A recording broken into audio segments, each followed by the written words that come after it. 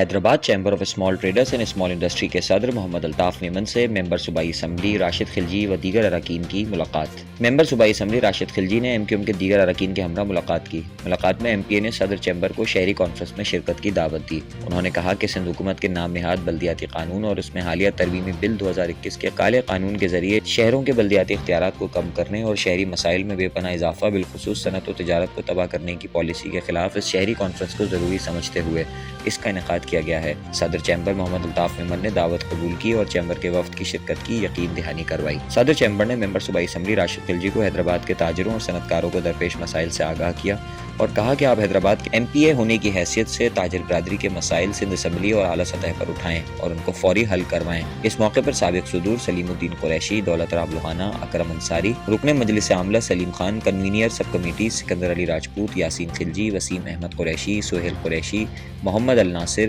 ایوب شیخ، اصغر خلجی، شیخ شوکت علی، سید فراز Ali Shah, M Q M کے کامران قریشی، جاوید قریشی، مظہر اقبال، کاشف صدیقی و دیگر بھی موجود تھے۔ Muhammad Altaf Memon, president Hyderabad chamber of small traders and small industry.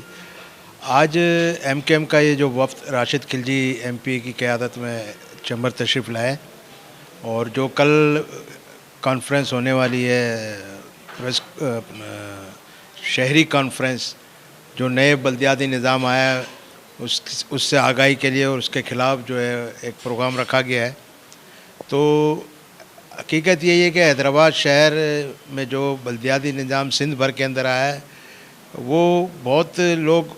زیادہ لوگ اس سے متفق نہیں ہیں۔ تو یہ ایک اچھی چیز ہے اور خاص کر کے کاروباری لوگ اور جو شہری ہیں، سول سوسائٹی کے لوگ ہیں، تو وہ سب مطمئن نہیں ہے۔ تو یہ ایک اچھی چیز ہو رہی ہے اور میں حکومت سندھ سے یہ مطالبہ کروں گا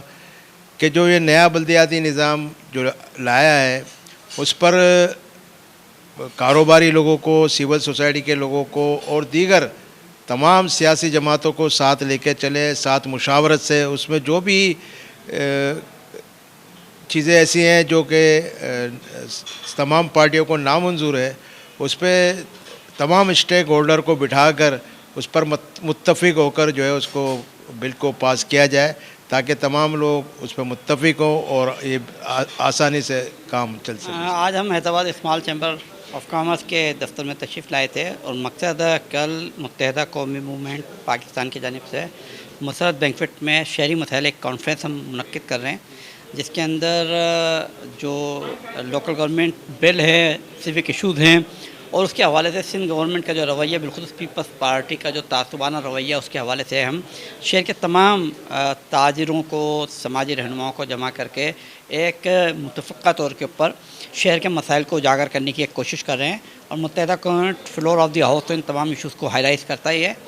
ان ہائی لائٹ کرنے کے ساتھ ساتھ اب کہ ہم نے یہ کوشش کی ہے کہ ان تمام تاجروں کو بھی اپنے ساتھ وہاں بلا کر انہیں لوکل گورنمنٹ بل کے حوالے سے بھی آگاہی دیں اور ساتھ میں جو شہر کے ساتھ پچھلے کئی عرصے سے پیپلز پارٹی کی متعصب حکومت کی جانب سے جو ظلم روا رکھا جا رہا ہے اسے بھی اجاگر